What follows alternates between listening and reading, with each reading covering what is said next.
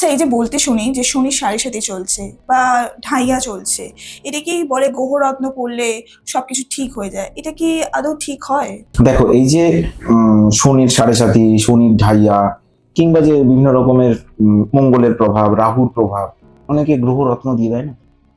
আমার নিজের ব্যক্তিগত জীবনে অনেক অ্যাস্ট্রোলজারের কাছে ছুটেছি। কখনো কেউ বলেছে তোমার তো ঢাইয়া চলছে, কখনো কেউ বলেছে তোমার তো সাড়ে সাথী চলছে, কখনো কেউ বলছে যে তোমার বৃহস্পতি ডাউন আছে, কখনো কেউ বলছে তোমার সূর্য ডাউন আছে।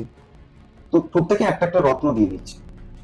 কিন্তু ঘটনাটা কি হচ্ছে জানো তো, শনিদেব হচ্ছেন, বলে যে মারক গ্রহ, কিন্তু মারক গ্রহ নয়। শনিদেব তোমাকে শেখাবে, পড়াবে, অনেক ঘাত প্রতিঘাত দেবে। মানে একটা লোহাকে পিটিয়ে পিটিয়ে পিটিয়ে পিটিয়ে যেমন আকার বদল করে একটা ধারালো অস্ত্র কিংবা একটা ছুরি তৈরি হয়, সেরকম তোমাকে নানান রকমের ঘাত প্রতিঘাতের মাধ্যমে কিন্তু তোমাকে বাস্তব জীবনটা কি শেখাবে।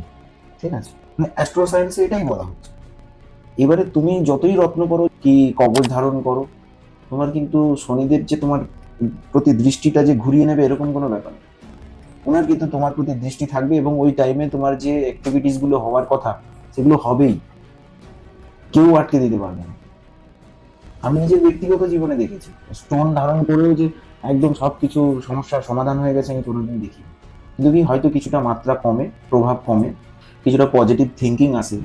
শনিদেবের দৃষ্টি থাকা মানে কি বলতো, তোমাকে ভুল করাবে আবার সঠিক পথটা দেখিয়ে দেবে।